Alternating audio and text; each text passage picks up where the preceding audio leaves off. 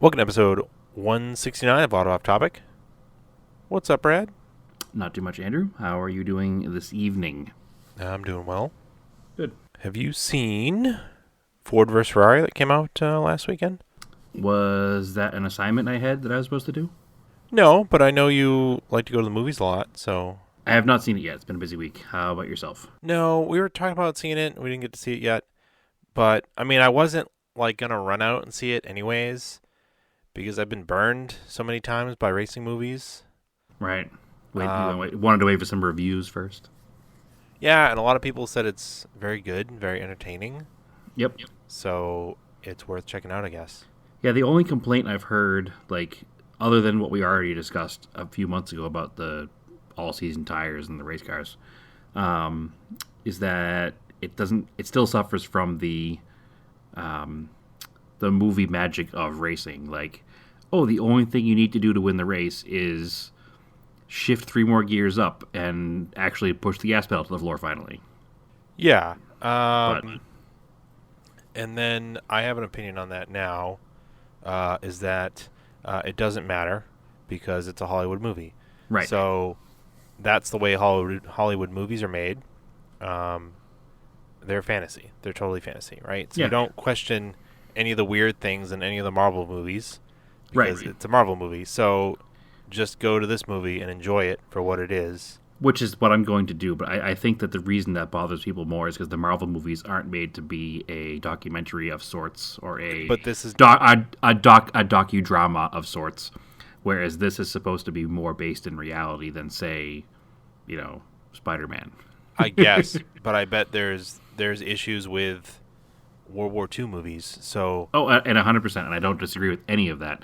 I'm just saying, as our chosen hobby being cars, it definitely is weird to watch a movie and be like, oh, they've been racing for 100 miles, and well, now he wants to pass him, so now he's going to push the gas pedal all the way to the floor. It's one of those, it's always going to be there, and you're right, it's a Hollywood thing. It's not going to go away. You have to expect it, but it's just, I'm not going to not notice it. Let's put it that way.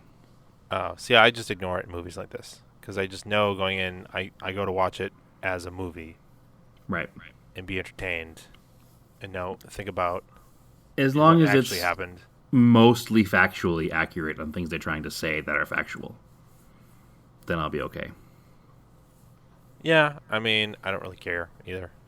Yeah, I do, only because when you're representing something like this as what actually happened, a dramatization of what actually happened, I think it's important to get, timelines right and facts right. But you could just go watch the documentary on it, like the 40 documentaries on this. I'm not saying there aren't other ways to take it in. I'm just saying that I think it's important that actual facts are present in a movie like this, because the general movie-going public that's not going to watch the documentary about this stuff and hasn't spent their entire life reading about Ford versus Ferrari and who didn't know who Ken Miles was before last week, they're going to take stuff out of this and they're going to spout it off as facts in the future. So, I guess. Whatever. I mean, it's like any movie, so... I know. I'm not poo-pooing it. I'm definitely going to go watch it. I just haven't had a chance yet because it's been a busy week. So we actually may go maybe tonight, maybe tomorrow night. So we'll see. Yeah, so there was that, and then I've got a gripe about TPMS sensors because they're like the worst thing ever in cars. Okay. I'm okay with everything else. Collision avoidance, rear traffic warning, the lane stuff, lane departure stuff, the blind spot monitoring, all that stuff is fine. But goddamn tire pressure sensors are so annoying. Especially because one of the simplest things you can do to a car to make it yours is just change the wheels. Right. And it makes it just an extra expense and an extra annoyance to deal with. Yes. Because, we switch from summer to winter tires on Stephanie's car, and I have the winter tires mounted on the stock wheels. And every 6 months, we usually time it with an oil change. You bring it and you have it programmed. And that costs whatever it costs, which is annoying because at this point I should just buy a programmer probably because there's enough cars in the family with TPMS sensors. Is it an individual programmer for just Subaru, or is it for all TPMS sensors? I'd have to look into it, but you can generally buy a universal one these days that works with a bunch of different cars. Okay. We definitely had a similar setup when I worked at the Mitsu dealer. We ended up buying one instead of sending used cars out and paying other dealers $100 to program them. Right, which is annoying. It is super annoying. It should be like a courtesy service, like, hey, if you program my TPMS sensors on these used cars, you can bring your used cars that are my brand over here. Should have been like an industry courtesy. You worked in dealerships long enough to know there's no such thing as courtesy in the industry, so. All right. But regardless, that is what makes them annoying. And, she had a big 30K service, and then Stimmy's like, oh, the tire light came back on after I left. I was like, well, just call over there and be annoying. Yeah. And they were nice, but she was busy, so luckily I was off at that point, and then I had to bring it back over there. And then the guy, programmed it, and I'm like, oh, kid definitely forgot to program them, just doing all the other service, even though it was written down on the work order. So I have a thought on this that I've had for a long time, dealing with multiple different cars at body shops and my own personal car. Every modern car on the road has ABS. So all four wheels have a speed sensor on them. Right. It would be very simple just to run tire pressure monitoring based on wheel speed differential. Well, Volkswagen Audi does that. And my car has that. Cars. Yeah, and my car has that. Yeah. And it's super convenient because it just means that you never have to reset anything as long as all four of your tires are close enough to the same size and the same tire pressure, you're fine. So there's never an issue. I mean, the only thing that obviously you lose with that is you lose the ability to know which tire is low. Actually, no, you wouldn't. No, because it's individual. Yeah, it would be able to. Yeah. So Volkswagen doesn't actually show that on my car. I don't know if the newer ones do or not. They probably do on newer cars or more expensive cars. With a more expensive nav system, it probably does. But anyway, it's a simple solution to a problem that does not need to be complicated. Exactly. Every car already has the components in place to do this. The car's already monitoring wheel speed, no matter what. Yeah. Maybe some newer cars are going to this. I don't know why they haven't gone to it on everything. Especially the early sensors are metal stems, and they would break off, thus leaving you with a flat tire or stranded. Or the early versions had metal valve caps that would also corrode the metal stem, and you wouldn't be able to get them off. Right. So stupid. Which is really bad because, as we know, that temperature varying is going to make tire pressure vary. Right. So, whatever. I think it's one of those things that has maybe taken and made cars less safe because people don't pay attention to their tires anymore. Because, if there's a problem with my tire, my dashboard will tell me. Yeah. So people just drive their cars until their tires fall off, basically. Yeah, especially out where you live now. Yeah, well, out where I live, there's no safety inspections either, so people just drive the car. If the car moves, they drive it until it doesn't move anymore. That's just how it works. So, and then you get a day like today where it's the first time it's rained here in a couple of months. So everything on the road comes to the surface, and the road is super slippery, and you just see, anywhere the speed limit's higher than 40, you see car crashes because people don't have tire tread. So weird. I saw a Cobalt into a tree today on the way home. So it's just the way it's just the way we roll out here, I guess. Yeah, it's basically all straight roads too. Well, in the downtown part of the city, it is. Outside the city, it's not. But whatever. Yeah, this is a straight section of road the car was crashed on.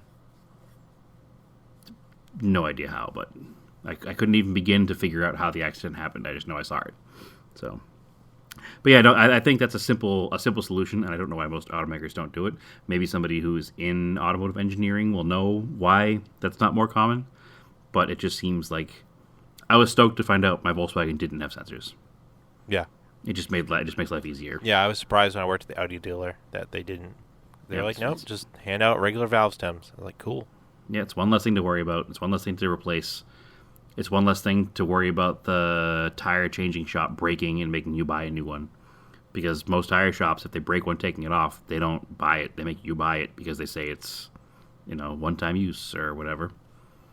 So, and there were other ones that had, I think it was Ford, had like a giant band clamp that went around the inside of the wheel. Yep. So, I mean, there's all kinds of different ways they made them work, and it never made sense to me knowing that before we even had TPMS, we had ABS. So the cars already knew. Well, that's the thing. The sensors inside, even when they're on a band clamp, they still need batteries. Yep. And eventually the batteries die, and Yep. they make so the batteries aren't replaceable. Right. So you have to do the whole sensor. By the way, you'd have to take the wheel apart or the tire apart off the wheel. So, Yep. yeah, it doesn't make sense. The smartest, most economical way is to just do it through the ABS. And then that's the other thing from a manufacturing standpoint.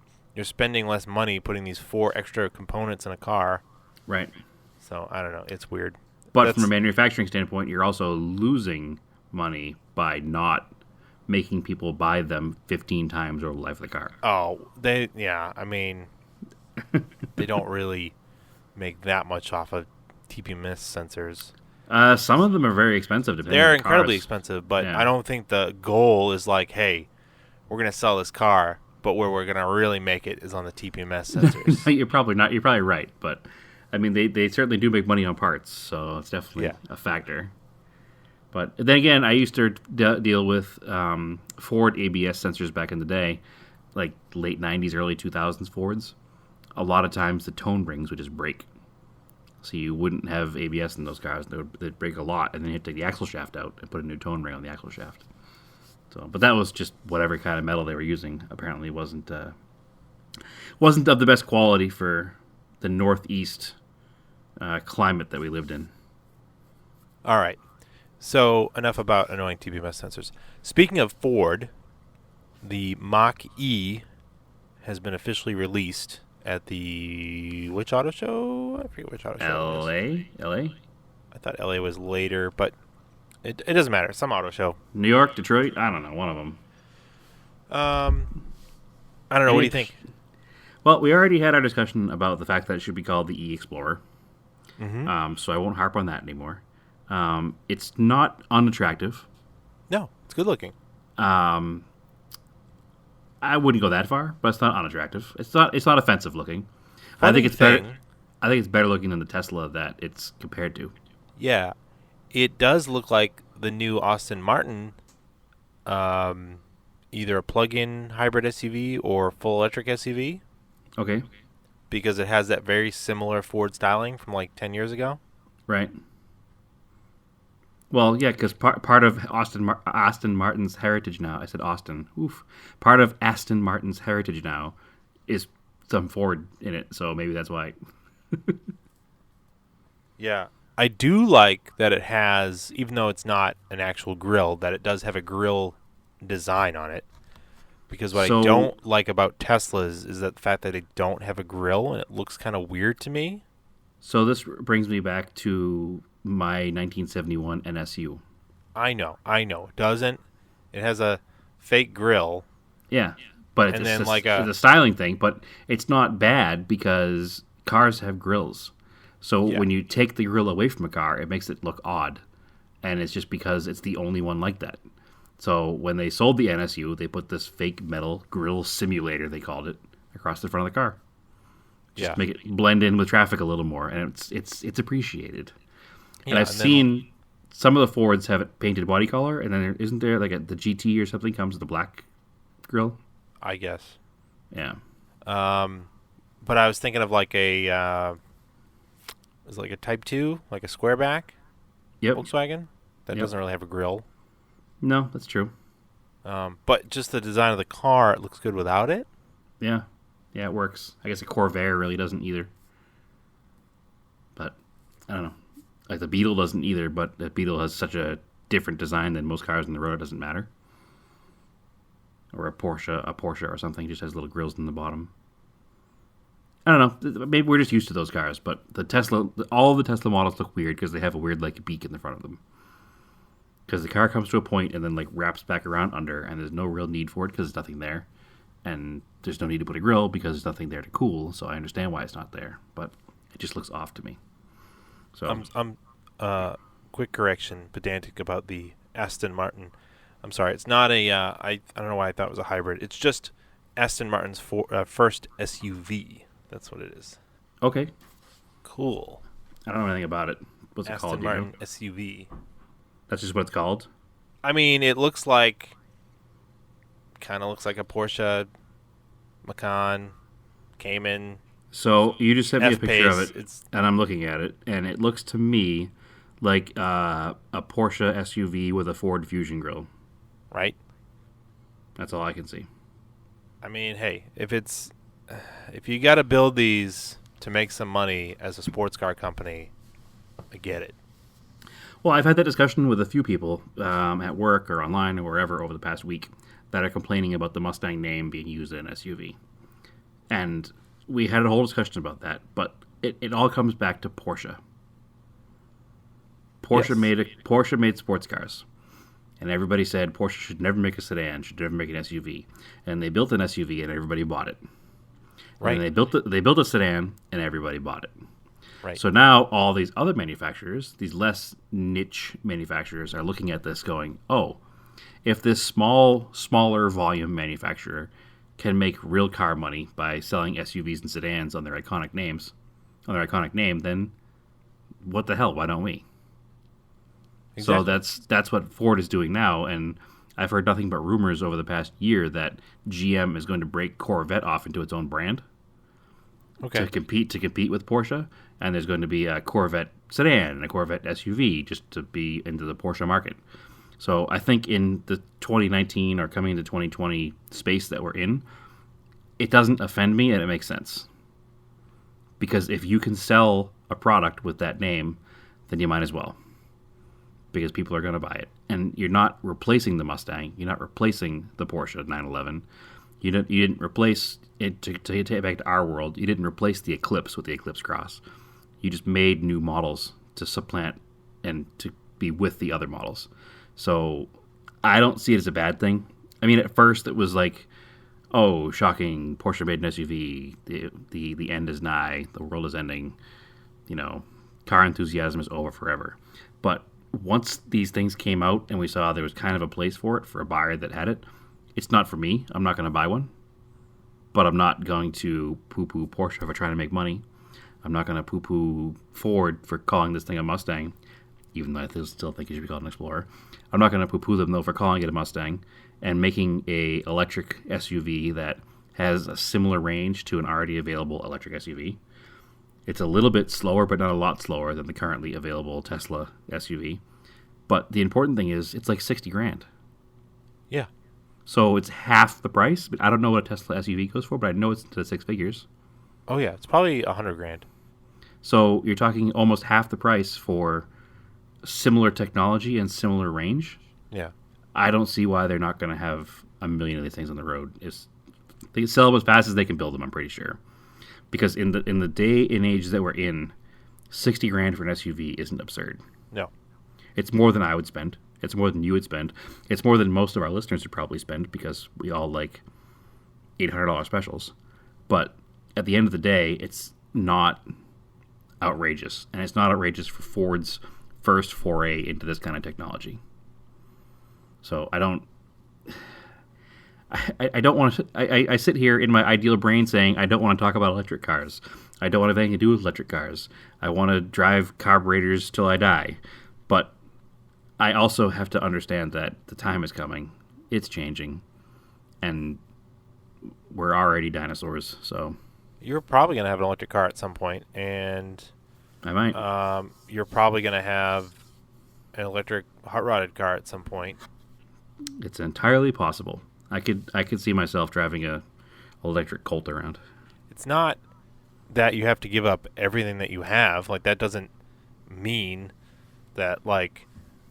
oh my god, all of a sudden there's electric cars here, we have to give up everything. No. It's just, it might just be that your daily is replaced by an electric vehicle, and that's fine. But what's cool about this is that now we're seeing one of the biggest automotive manufacturers in the world is finally building a vehicle to directly compete with a Tesla. Yeah. Now, Porsche came out with their, I forget what the hell it's called, but some fully electric thing. Taycan? Yeah, that's what it is. I didn't really care that much about it. I guess it's kind of a big deal. It's out of our realm. It is a big deal because it's a direct Tesla competitor that has the same luxury price as a Tesla, but now has the actual build quality of an established German make. So Less range, but I'm not worried about that because Porsche is all about evolution. That car will quickly come up to the range that it needs, I bet. Yep. Yeah, and what they say about that car is that the battery is a higher. An electric car guy is going to correct me. Is kilowatt hours or kilowatts or whatever the battery is like double that of the Tesla, which doesn't make more power, but it makes charging it faster, easier. So it can charge in like half the time of a Tesla. And I think potentially. Yeah, and I think my feeling with Tesla is it wasn't created to be this powerhouse electric car builder. It was built to be a disruptor, and if you didn't have Teslas, you wouldn't have these Taycan, you wouldn't have this Mach E, and their goal is probably not to sell the most cars, but to pioneer the technology and then probably patent the stuff and then license it, and then probably be the people to go to for building batteries, because it sounds like Tesla is really working on building battery factories versus doubling down on that. Yeah, so that's where they think their stuff's going to come from. So that's interesting to me. And then, of course, all these extra electric vehicles that are going out there, eventually they're going to end up in junkyards. So there is going to be a thriving hot rod electric market. I guarantee it. There already is a hot rod market out there. I mean, it's not mainstream yet, but there's already an electric drag racing series. There's already people that are taking vintage cars and electrifying them. There's already people buying, used Leaf engines, Leaf motors, and putting them in older cars because older cars are lightweight, so it makes them still pretty quick, even though the Leaf was pretty slow. So it's definitely coming. I'm just turning the corner to fuel injection myself, so I don't know how far behind I am, but we'll get there eventually. Yeah, you gotta get to multi-port, and then. Slow down, man. I gotta start with some TBIs, some good old-fashioned electronic carburetors. Yeah, maybe we can get you onto some direct injection. I mean, I've had it before. Where'd you have that had direct injection? Other than your diesels. Your diesels are technically direct injection. I haven't had direct injection, but I've had diesel direct injection, yes, but never. I haven't personally owned a new enough Volkswagen to have that, except for a diesel one. But listen, I've had plenty of multi-port injected cars, all right? I even drove one today. It's fine.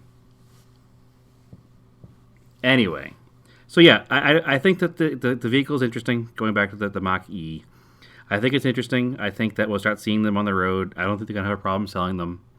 I'm kind of excited to try to drive one.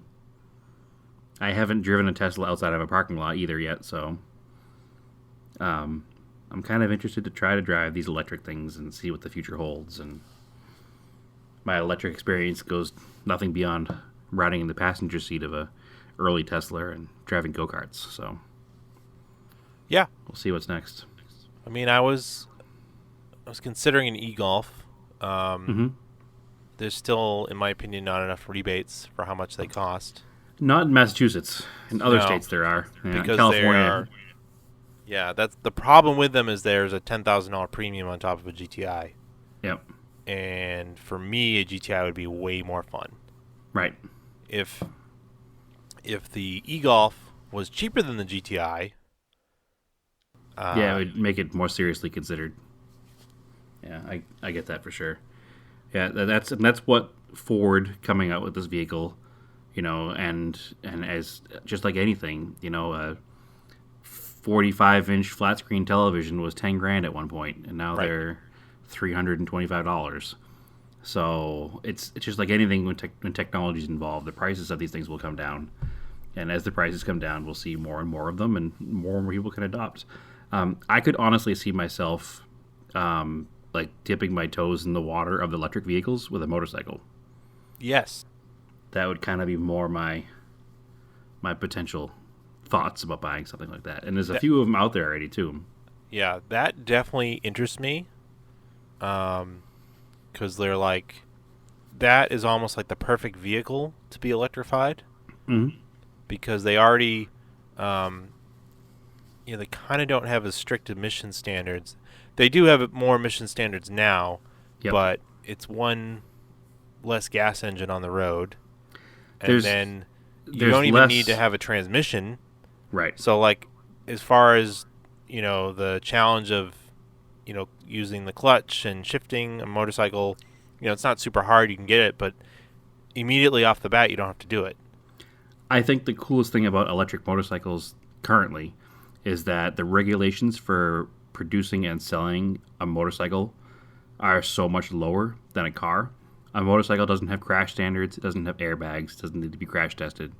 It doesn't need a lot of those things. You could start a motorcycle company, theoretically in your garage in your backyard. Right. And you could register as a home-built motorcycle without much issue, especially electric. Whereas in most states, you can't even register a kit car without jumping through hoops, let alone trying to make a brand new manufacturer. Right. So I think that you're going to see in the next few years that the electric motorcycle industry is going to have a lot of startup kind of companies.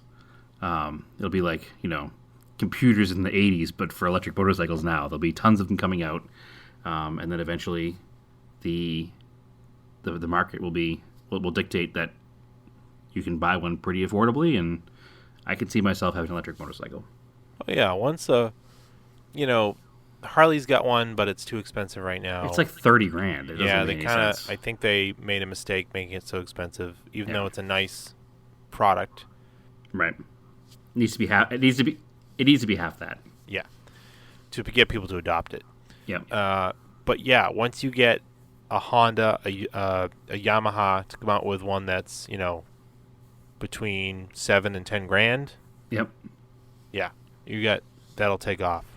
And there are some independent companies now that are, I can't think of the name of them top of my head because I didn't prepare myself to talk about electric motorcycles tonight. It just kind of came to my head. Yep. But there's a few of them that are out here in the West Coast that are already pretty established.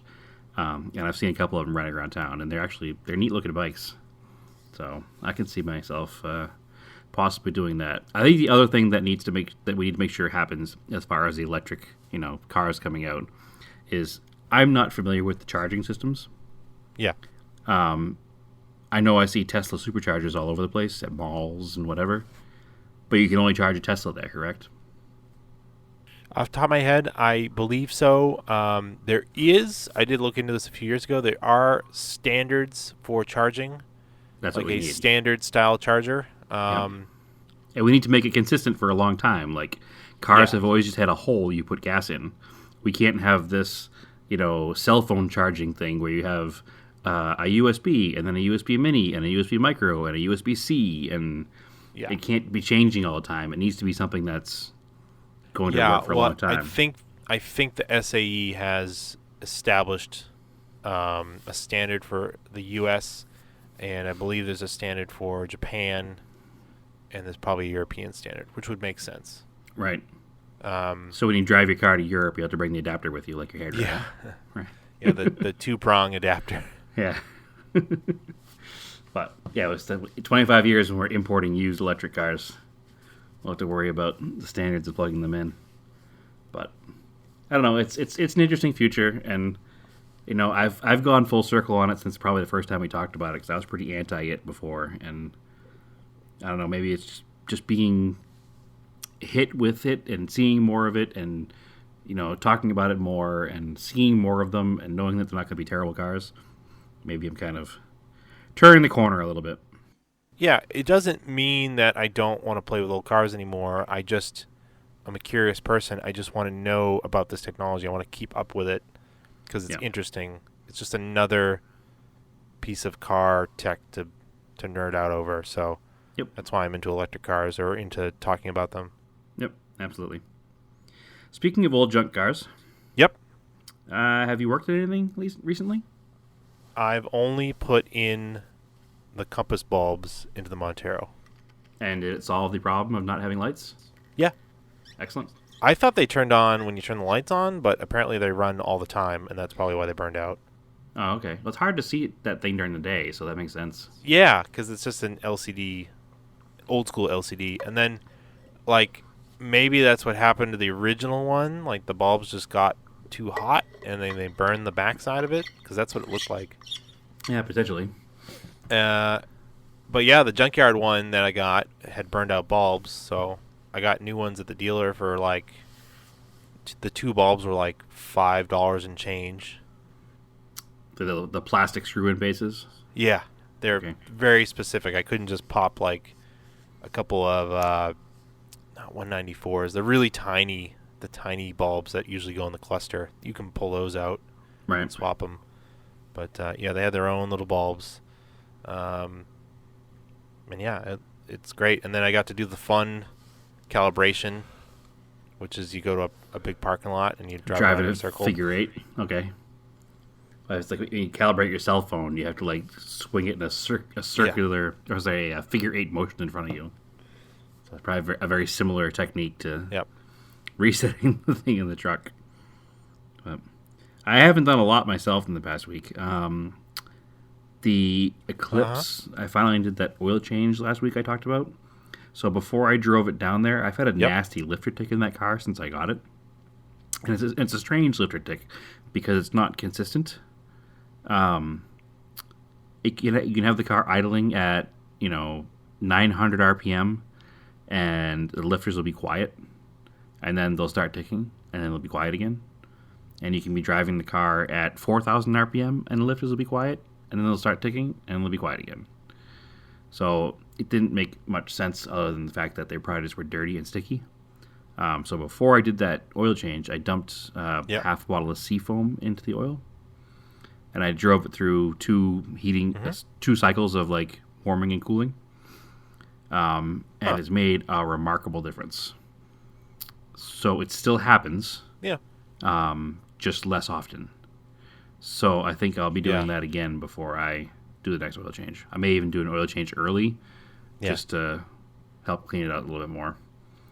So that's my first time ever using Seafoam in anything.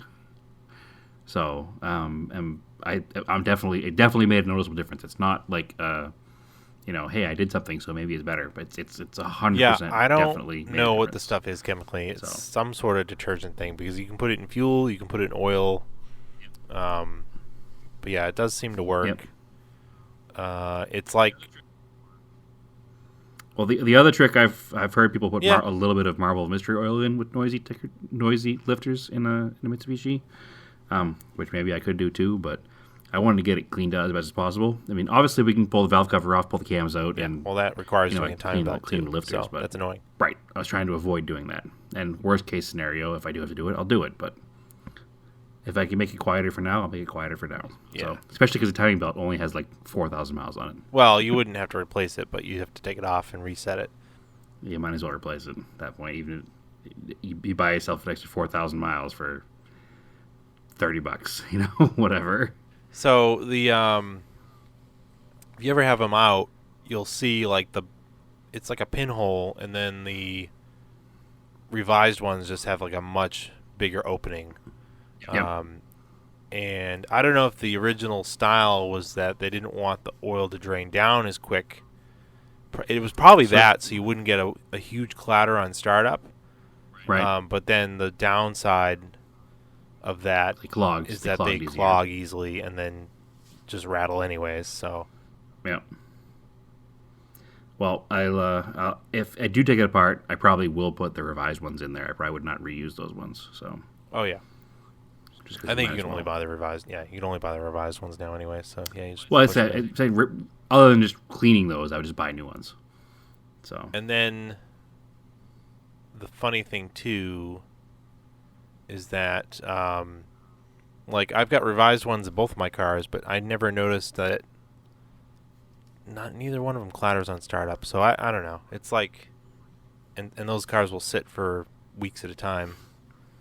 I don't know. That's the other funny thing about the Eclipse is that even if the car sits for a week and I start it up, it doesn't clatter right away. It only clatters after it's been running for 20 seconds or so. Yeah, so it's probably one with some debris in it, Could be. and it goes dead a little bit, and you get that clatter, and then it'll, breaks loose and fills up or something.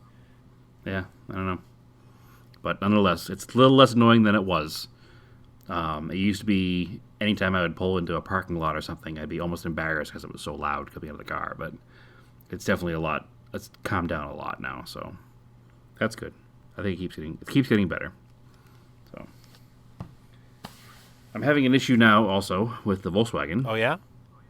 I'm not sure if it's an issue or if it's me being paranoid or what's happening. Yeah. But both I have noticed it driving it, and I had Naomi drive it, and she can feel it as well. I don't know if it's an engine issue, a fuel injection issue, or a transmission issue. Yeah. In third and fourth gear, at a cruising speed, so say if you're going down like a main road at 30, 35, and you're just kind of in third gear because you're in between lights, you're not shifting up to fourth, or you're in fourth gear doing, similar thing like 10 miles an hour faster maybe, the car will buck. It won't do a steady, like, slow cruise in that gear. And I'm not saying it's going slow enough to, like, lug the engine. So it shouldn't be doing that because I can be doing the same RPM in fifth and sixth gear and not have the issue. I noticed it maybe a little bit in first gear, but you don't spend that much time, like, coasting at that RPM in first gear. But yeah, third and fourth gear for sure, the car will buck around a lot. So I've been trying to like do some online research to kind of see if this is a common problem, and I see a lot of people have had this complaint with the DSG cars. Yeah. And a couple with manual cars, but they had said it was during warm-up, and mine's kind of all the time. So I'm not sure what is going on exactly yet. So it makes me a little bit nervous, but it might just be the car. I don't think it's a fuel issue because I would think that wouldn't be an issue at a steady RPM. It'd be an issue up higher. Well, there's a fuel problem. Are you coasting when it's doing this? Lightly on throttle. Like just enough to maintain a speed. Like I said, third gear, like 30-ish miles an hour. Or 35 miles an hour. What RPM is this? I don't remember. Probably somewhere in the twos. Low twos. And you're in low twos and you're up in like third and fourth? Probably. Might be red line on his that car might be enough to lug the engine, actually. Well, the red line in his car is only like 4,800 or something. Yeah, but that's pretty low RPM, though. I don't know. I'll have to check the RPM again when I do it when I drive the car tomorrow. It's just, it's something that I noticed it here and there, and now I'm noticing it more and more. I don't know if I'm noticing it more and more because I'm doing the same commute every day, and I'm just in that same, like, range of speed. I don't think it's a clutch issue because the car shifts fine and comes off the line fine. It's just that, like, mid-range kind of weirdness, and I don't love it. I know what to do. Downshift? Put seafoam in it. No. No. Put in the gas. Actually, I did just crack 60,000 miles in the car. Yeah. So it is time for a service. Yeah, it might be due for like a fuel filter, diesel fuel filter. I think it is. No, I think it's a 75,000 mile service in that car. Diesel fuel is wicked gross, and like, yeah, you need a good filter on it. Yeah, I know it's less refined than regular fuel is. I know that for a fact. And I guess I could have gotten bad fuel somewhere that's clogging something. So maybe that'll be the first try. But I think the only recommended service from Volkswagen at 60K might be, maybe it's a fuel filter. I know it's brake fluid flush. That's about it. So I'll look into it. And actually, I don't know if they did a fuel filter when I bought the car. They might have. No, they might not have. But they also might have. That's what I'm saying. So I'll have to look into the history of it, because that would only have 20,000 miles on it. Mm-hmm.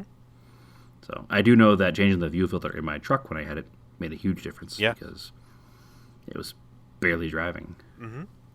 So anyway, that's all. It's not really a project car update, just a thought that I'm currently having that I'm trying to get through. So whatever. So I had to work on things, but I did do some events. Yeah.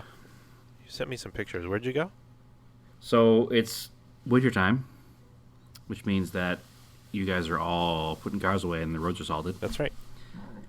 So now it's time for me to have one of the main reasons that I moved here is because wintertime won't be terrible. So we had Friday night, we had this gigantic, kind of out of the realm of normal interest for the Auto Topic podcast, but all Chevy truck show out here. Yeah. It's off topic. That's what we do. do.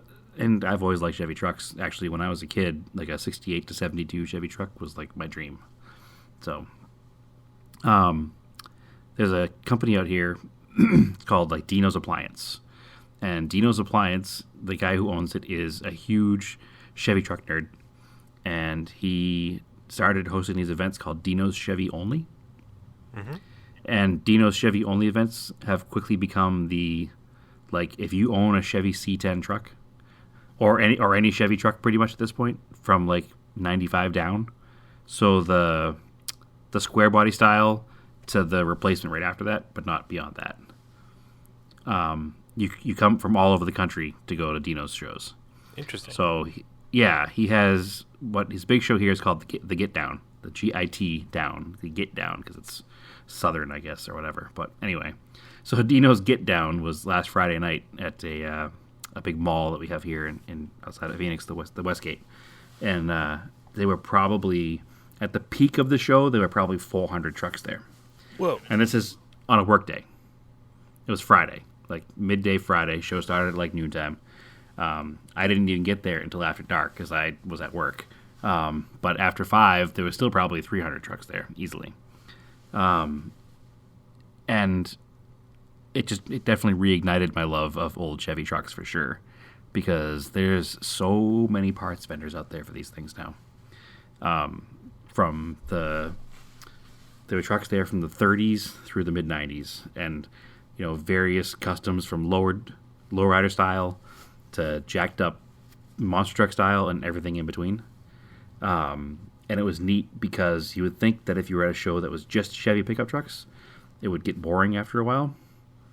But there's so much variety in that world that every truck had something interesting to look at on it. A couple of the big companies, the Square Body Syndicate is actually out here in Phoenix, I guess. And they're one of the well-known square body companies. There was companies that make hot rod chassis that now make chassis for these C10 pickup trucks. There was air suspension companies because obviously, pickup trucks are huge in the air suspension world. There was trucks that were fresh off of SEMA that left SEMA and came down to Phoenix for this event. I know that the big camper that was huge at SEMA this year, the brown one, was there. There was a little brown square body that was there that was at SEMA. There was, a 64 Chevy that was all jacked up crew cab. That was a SEMA car this year. There's a guy who has the 63 C30 ambulance that used to have a TV show on Velocity out of California. His truck was there. That guy was kind of cool. It was just anybody who's anybody in the Chevy truck world was there. I guess he does a couple shows a year, but this was his big one. And it's not a show that I was even aware of because I'm not in that world until a coworker told me about it. And I'm definitely glad I went. It was a really good time. It was really neat to see a totally different side of car culture that I'm not really ingrained in per se. They happened to hold it. The reason they held it on Friday is because it was Good Guys Weekend here in Phoenix. Oh, yeah. Which is the big hot rod show that's nationwide. I did not go to that. Lame. No. So what the real lame thing is is that for a spectator, for a 1-day pass, not including parking, it's $25. Well, I mean, is it that good As of a a show? non-participant in the show, to spend $50 for two people plus another 15 to park is a lot of money It to go is. to a car show. And we're talking an outdoor car show. It's not like it's inside of a building or anything. Like it's just. I was all stoked to go because the Good Guys is one of those things that's like, oh, the Good Guys car show. All the, that's a traditional hot rod show. It has been for years. But I'm not going to spend $65 for the two of us to go to a car show for a few hours to walk around. So, and on top of it, there was 3,000 cars there. So you have that many cars and that many spectators. I mean, we're talking hundreds of thousands of dollars coming into this. It just, maybe I'm grumpy about it for no apparent reason, but and maybe if it was something I cared more about, I would have had much less of a problem paying $200 to get in. But I couldn't bring myself to do it. So, did not go to the Good Guys show. But another thing I did this weekend, it was a very busy car weekend out here. There was literally events every day. I had to pick and choose what events to do. There was a vintage motorcycle event. It was 4 till 4s, Euro and JDM meet. Oh, interesting. Yeah, that's what they do on the second Saturday of the month. Oh, that's cool. Yep, and the third Saturday is vintage trucks, like SUVs and stuff. Oh, neat. Yep. So unfortunately, I had to pick and choose. So I chose to do. I had heard about this group out here called Beyond Phoenix. They call themselves a club, but there's no there doesn't seem to be any structure of a club. There's no dues or hierarchy. There's just one guy who kind of takes over the thing, I guess. I'd heard about these events they do. They don't do meets. They don't do parking lot meets. They do drives. Okay. And they do destination drives, and they do scenic drives, and they do back road drives. The one thing that tricked me, because I'm from Massachusetts, was they do a thing called a shooter's cruise. So I assumed that this was a picture taking event. Nope. But in Arizona, a shooter's cruise is you take your car and you go on a long drive with these guys, and you end at a firing range, and you actually shoot guns, which is cool, but not what I expected. I was like, oh, cars, shooter's cruise, must be a picture taking event. I was wrong. But anyway, so we did. They call it. There's a dam here called the Coolidge Dam. It's on an Indian reservation about 130 miles outside of Phoenix, up Route 60 past the city of Globe, Arizona. So it's up in the mountains where there's really fun driving roads and some dirt road passes. And it was a small group. There were 6 people, and it was a pretty varied group of cars. There was everything from my Eclipse to an FRS to a 4th gen Camaro SS to a Honda Civic Si. I think that'd be a 6th gen, a 2013, and a Honda Fit and a lowered full size pickup truck.